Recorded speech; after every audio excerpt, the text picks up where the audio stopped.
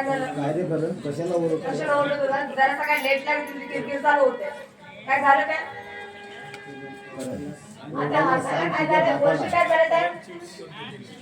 करण चिडू ओरडायला सांग तुझ्या बापाला. ओरडायला सांग तू तुझ्या बापाला. आणि काय दादा वहिनीला बाहेर काढून तू मात्र सुखाची झोप घेतेस. आणि माझ्या दादा बहिणीला घराबाहेर काढून तू मात्र सुखाची घरामध्ये झोप घेतो. हे बघ करण, हे बघ करा.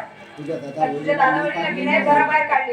त्याचे कर्तृत्व बघितलंस ना ते कसे होते तर? त्यांना घराबाहेर मग बोलतेस मी काढले म्हणून. आणि तू मात्र सती सावित्री नाही का?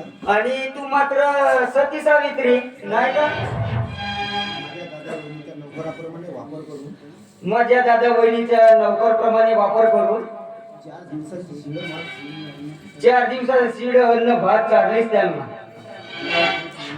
आणि एवढंच नाही तर अगं आणि एवढेच नाही तर दादाकडून पायातील सँडल सुद्धा साफ करून घेतली. माझ्या दादाला पायातील सँडल सुद्धा साफ करायला लावली.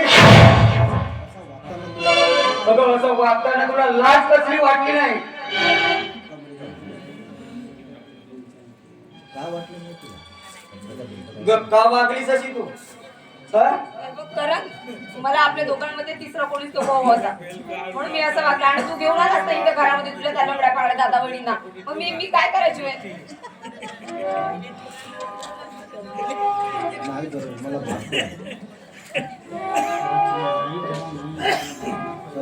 माझ्या दादाने तुझ्यावर बळजबरी केली.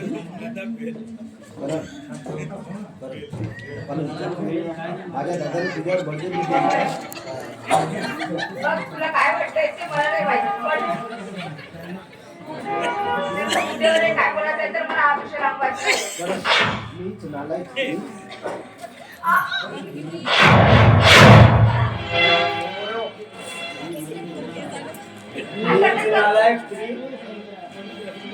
तुला असं करताना लाज वाटली नाही? तरी ज्या माणसाने माझ्यासाठी रक्ताचं पाणी केलं त्याच माणसासोबत तू अशी वागताना तुला लाज वाटली नाही?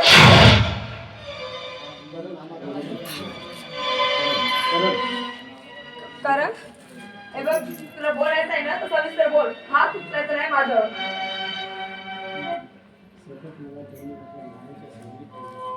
सतत त्यांनी मला मायाच्या आपल्या सावलीत ठेवलं.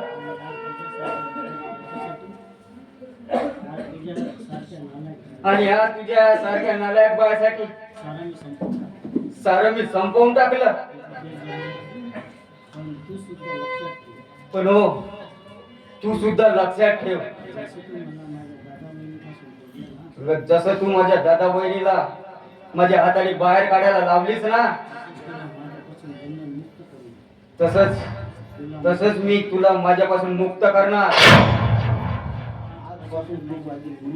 आजपासून तू माझी कोणी नाही आणि मी तुझा कोणी नाही. खरं तेच बोलतोय मी.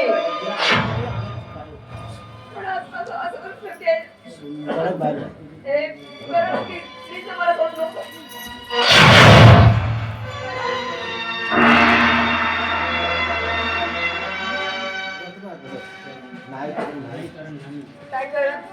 मी तुला असं मला सोडून नाही जाऊ देऊ शकत. तुला मी इथं त्यांना मी घराबाहेर यासाठी काढलं की तू मी आपण म्हणून राहावं आणि असं तुला मी नाही करा.